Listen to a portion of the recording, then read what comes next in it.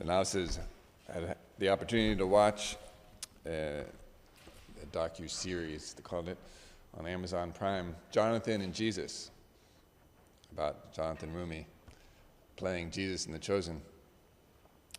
And the series kind of just walks with Jonathan, trying to unpack what it's like to be the actor playing Jesus in such a famous program, The Chosen series. And in the third episode, they're going to launch The Chosen in France. So they translated everything. And so it's his experience getting ready for this, opening in France. And so they have a day of just pure interviews in French. But actually he can say stuff because he's an actor, so he could say some words in French. But they showed him at the end of the day, there was a scene when they're asking him, okay, it's time to go to the next interview, and he's there with his coffee in his hand, and he says, just give me a moment, because he was tired. He was really tired. And kind of a motif in the whole series is, Jonathan is trying to, be Jesus, but that's what every Christian is supposed to do. And in different moments, right, he's saying, when people come and they recognize me, they ask him questions, do people think that you're actually Jesus? And so, sometimes people come and they kneel down and they start weeping. No, not because, hopefully not because they were worshiping Jonathan Rumi, but seeing him and thinking of Jesus, right, it moves them. And that can be a tiring experience, right, when we try to be Christ in every moment.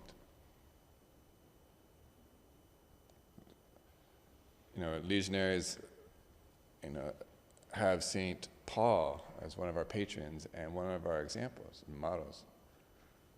And sometimes you hear St. Paul, like in the second reading, where he says, "Woe to me if I do not preach the gospel." And we think of St. Paul, who was just on fire for the Lord, and he was, right? Yeah. And when you hear what he suffered, it's like, yeah, I was lashes, 40 lashes, 3 times, beaten, left, stoned, but I keep going. Woe to me if I do not preach the gospel. And I'm thinking, as a legionary, I've got to be like that. I need a fire within me that says, no matter what, I will preach the gospel. But you know what? Sometimes I identify more with Job. First reading.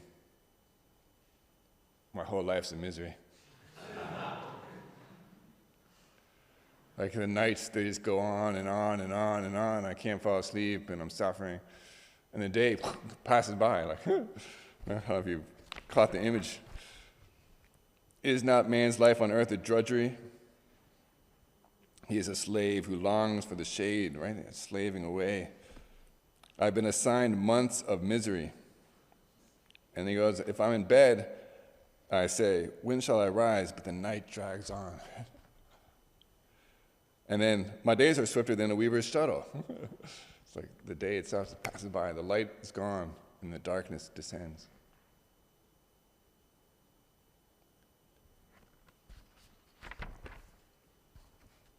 The gospel, of course, gives us Christ, the real Jesus. It has a day kind of like Jonathan Rumi's. This is the beginning of Mark's gospel, right? Which is really kind of like a day in the life of Jesus. And so last week we heard of the morning, he's in the synagogue preaching. There's a demoniac there, right? Casts out the demon. And after preaching the whole day, he comes back home to his house. And as soon as the sun sets and the Sabbath is over, everyone gathers, right? So now we've got, the nighttime work. And he's healing and curing and casting out demons. And we can imagine Christ being tired. And actually in the Chosen series, when they played this scene, right, Jesus comes back covered with dirt and even blood and things, and lies down like, I gotta go to bed, right?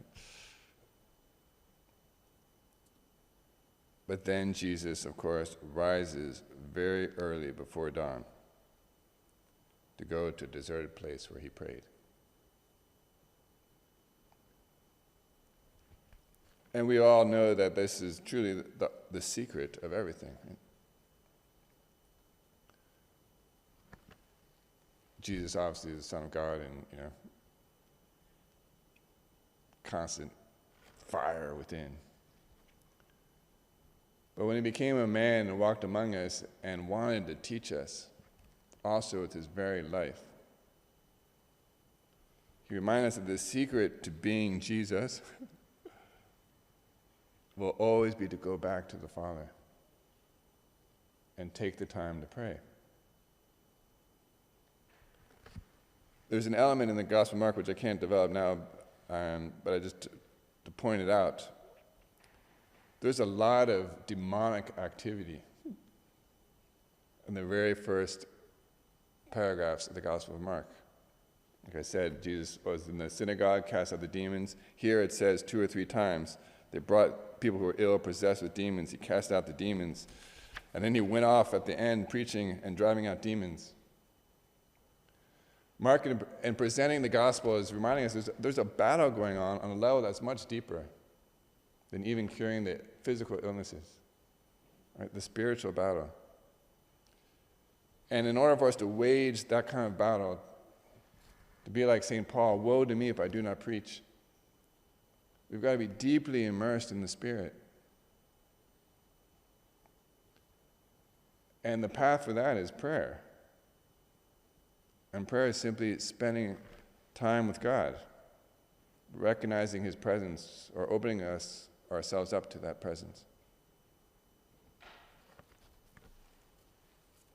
Every Mass, of course, gives us an opportunity, right, to pray, to present ourselves maybe like Job, maybe if we're doing well like St. Paul.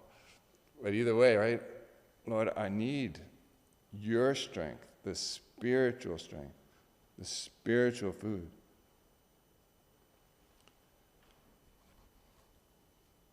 When Father Gerardo Flores was here, he gave a talk to the novices.